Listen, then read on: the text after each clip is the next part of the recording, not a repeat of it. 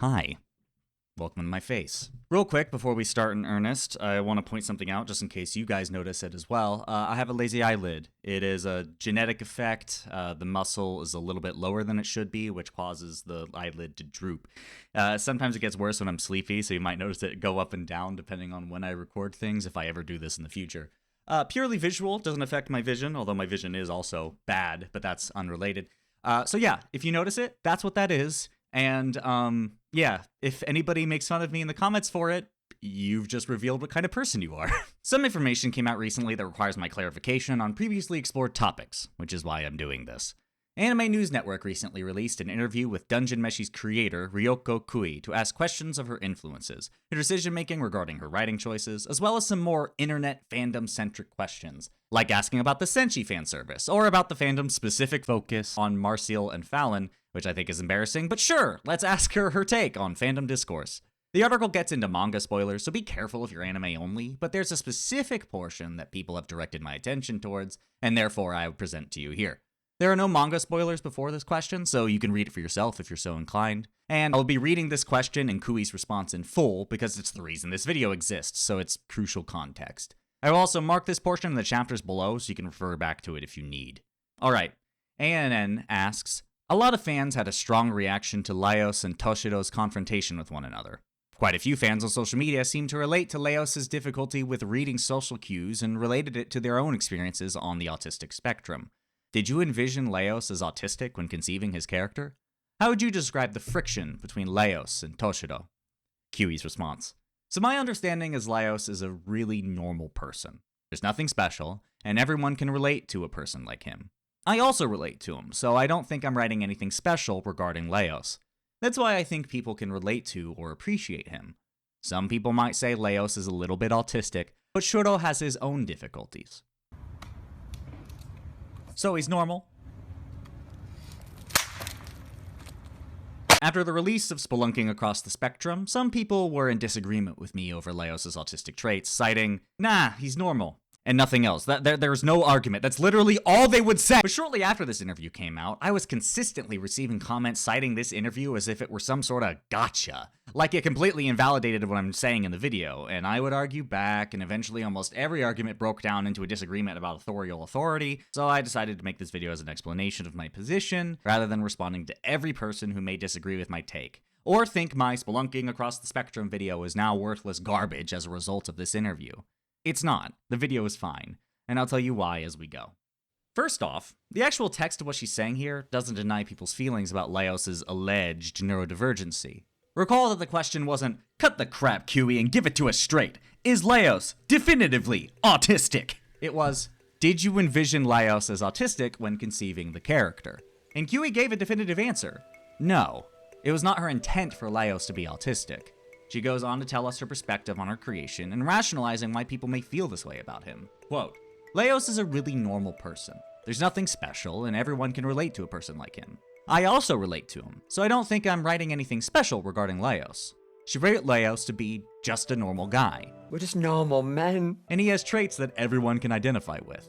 She didn't intentionally go into Laios' character with the intent of making an autistic man. She, quote, wasn't writing anything special regarding Laios. But she goes on to say, some people might say Laios is a little bit autistic, but Shuro has his own difficulties. She didn't intend for autism to be there, but she doesn't deny people's views of her character here. If anything, she sounds like she's couching it with that final sentence. I think maybe she herself doesn't think Laios is autistic, which is fine. She doesn't have to agree. But notice how she doesn't say, they're wrong. She allows for alternative interpretations of her character to exist. The crux of what she's saying is that Laios' struggles are not particularly unique. All people, big, small, wide, or tall, can identify with his struggles. In Season 1 alone, we see Laios deal with the loss of family, flashbacks to previous falling outs with his greater family unit, repeated miscommunications, a struggle to belong, and a complete misalignment with a supposed friend on their relationship. I ask you, dear viewer, is there a theme to these struggles? With Fallon's recent consumption being the notable exception, all of these problems stem from a core character flaw for Laios: failing to be understood. That is a pretty universal experience indeed. We've all struggled to make ourselves heard over adults in school or in work, or felt awkward in a social setting because we felt we didn't belong or couldn't say the right thing. Pair that with Fallon's death, and yeah, everybody goes through the loss of a loved one eventually. Laios is a human fighter, failing to be understood and dealing with the recent loss of his sister. Human fighters are literally the most common class-species combination in D&D 5th edition, and barring the sister trouble, that's basically the background of every teenager, real or fictional. But that universal experience, failing to be understood, is a very common problem for us autistic peoples. Autism is a fundamental difference in how we think compared to allistics, causing a difference in communication methods and behavior. Look up autism anywhere online, and the first thing they'll tell you is that we have difficulties with social communication. So this is a well-documented difficulty of our condition. Everyone knows what it's like to fail to communicate, but people with autism basically have a built-in communication disability, which makes Laios' struggles all the more poignant to us. And the show is richer for this experience, because I can relate to what it's like to be in Laios' shoes, from the funny times to the sad times to the truly grueling ones. If you look through the comments on that original video, you will find droves of people who know what it's like to go through the fight between Shuro and Laios, and many of them speak of their autism when they do so. These are universal experiences, but ones that autistic people experience with an uneven frequency compared to allistic people. I know autistic people who have experienced this sort of communication misalignment multiple times a week for their entire lives, and it causes them to burn out, to lash out, to separate fully from society because it's just too much for them, or feeling like the world wasn't made for them to be in it. That isn't autism specific either, it just is what happens when you felt like an alien long enough. And Laios has similarly struggled with this communication issue his entire life. Misunderstood by his parents, he joins the army in an attempt to get away, only to be bullied by his peers, finding no solace in this new life. So he abandons his post, wandering from job to job while never having a place for himself, where he is valued, where he belongs. It was only upon reuniting with Fallon and finding a niche for himself in the dungeon that he feels comfortable anywhere, still not quite understood, but definitely useful. A place where his skills are valuable, a place to belong. It's similar to that thing I said in the prior video about how my level of support needs went down when I removed myself from the things that made me freak out, you know? He found a place to belong, just as I have found a more comfortable existence as I am now. On a different note, let's think about what Laios' party is actually achieving here. Laios and crew were financially drained from the start of the show, forcing them to delve into the dungeon underpowered and vastly undermanned. Though it's never commented on, the Dungeoneers seem to have arrived at 6 as the perfect party size, being the right balance for strength and coverage without being too large to effectively defend itself. Kabru's party is 6 strong, as is Shuro's, and Laios' original crew as well, so being only 4 strong is a real handicap. The party's run-in with ghosts is a clear example of how not having a divine caster is a clear problem for this party. And no, Fallon isn't a divine caster. That's not how her power set is conceived of in this world's world building, but they haven't explained the difference between magic types in the anime yet, so I'm not going to get into it. For the purpose of this video, I'm going to call her a divine caster. Just know that that isn't quite true. The introduction of Izutsumi is very welcomed, but still leaves them with no divine caster. This is done intentionally. The lack of Fallon is a driving force behind the story, so her lack should always be felt. But it still leaves Laios and crew with obvious flaws in their party comp. And this is to say nothing of food. If they don't defeat monsters, they don't eat. And monsters are the most dangerous enemy they face in their journey, so this strategy actively flings them into harm's way for a group that's theoretically at a disadvantage. But Laios has a weapon.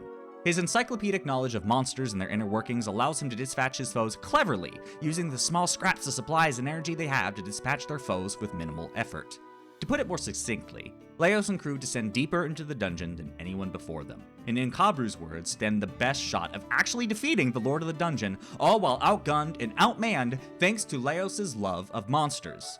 Put another way, this is a story about Laios' info dumping being so useful that they are defeating the dungeon before everyone else on a handicap. This is why I, and others, see Laios as autistic. Ryoko Kui wrote Laios with a very human trait of being misunderstood, and intending for the character to be universally applicable to us all, and I think she knocked it out of the park in that regard. You don't need to be ND to love Laios, that should be obvious by the success of the show. But the story was made more impactful and emotional, and made so much more sense by seeing Laios through this lens, because he's like me. I mean, he's like all of us, but his issues are issues I have experienced and will experience through most of my life. Communication disability here. So that's why I said before, and will say again, and I won't budge on this, Laios is autistic. But you're allowed to disagree with me, of course. This video is not meant to be an assertion of fact, it's an opinion. a neurodivergent view of Dungeon Meshi that I invite you to consider. If it sounds compelling, then that's great. That's all I'm really asking for. Otherwise, you're allowed to disagree. Hell, I think Kui disagrees too, which is completely fine. I'm also not under any delusions that the story is going to be a specifically autistic one. I don't think Laios is going to beat the final boss of the dungeon by stimming at him. My computer doesn't know what the word stimming is, and I don't know, man. I just think Google's a bit ableist, if I'm being honest. I know Kui didn't intend for this character to be this way, so I'm not going to be surprised if the story takes some turns that make less sense for a neurodivergent Laios. But seeing him this way has been very enjoyable for me so far. And that's all that really matters, you know? Honestly, some people comment like I've spat in your mouth. These are just thoughts shared on a way to interpret characters in a popular work. Nothing to lose sleep or get angry over. I didn't take neurotypical Laios from you. He still exists in your head just like mine does in mine. Honestly, I find it weird and telling that some people would get so angry at the possibility that Laios might be autistic, or is even considered autistic by some people. I'd also like to take a moment to explore something that some people among the neurodivergent Laios truthers have said. If Ryoko Kui is saying she meant to write Laios as normal, then perhaps we should consider if Kui is autistic. And I'm gonna have to stop you right there. The case of Kui's brain is not up for debate and should not be speculated over. We've all been told that armchair psychologizing is bad, so don't start now because it serves you to do so. We don't know Kui's neurological condition, and we shouldn't speculate. But this does give us another avenue to explore this potential disconnect. Written right into the big book of mental disorders is a clarification that culture heavily dictates what it means to be autistic. Social norms are culturally constructed. What may be behaviorally divergent in one society may not be in another. Laios is certainly odd, that's written directly into the text, but his traits may not be read as autistic to Kui because she's Japanese, and I'm specifically thinking of her characters from my American framework. Autism is a culturally defined condition. One could say it's a social construct, and given that it's a spectrum, it's really hard to nail down what autism means exactly. Is it the good doctor? Is it Dr. House? Is it Sheldon, Data, Entrapta, me, you, or a child? I haven't even mentioned children. I'm pretty sure that's what most people in the world think of when they imagine autism. None of these things look like Laios, and all of these things can color Kui's feelings on the question. She's arriving at this answer from a completely different cultural direction from myself, and that also plays a major role here. For her cultural basis, Laios may not be autistic at all, and again, that's okay.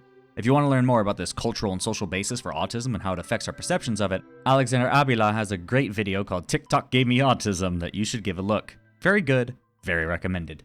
So that's my argument in a nutshell. Again, you're entitled to your opinion, and I am not upset if I haven't convinced you. Just know that I did spend 30 minutes arguing my point and saying, I disagree, Laios is normal, or the author said he's not autistic, which, as we've already established, isn't even really what she's saying, isn't really enough to convince me otherwise. You're not going to change my mind with a pithy response built like a CinemaSins ding.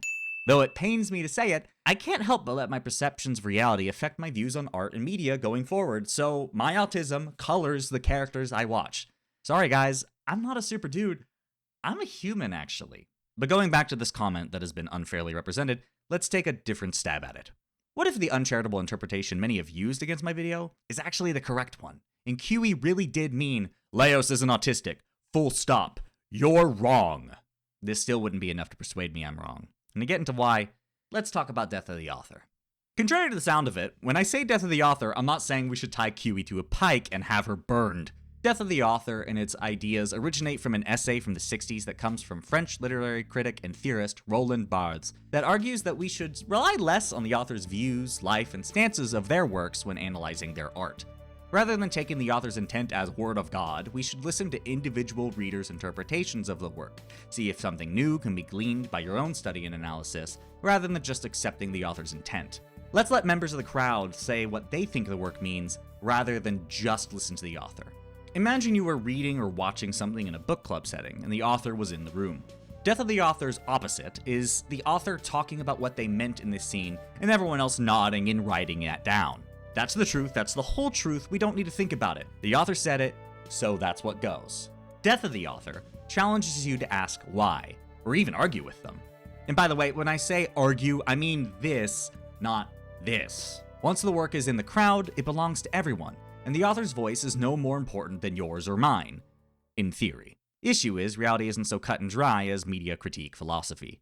People naturally lean on the author for understanding of their story and take their word as meaningful. Recall that Barthes was responding to events in his contemporary moment, an essay in stark opposition to the criticisms of his time, and ours is influenced by the consequences of his essay and the events that followed.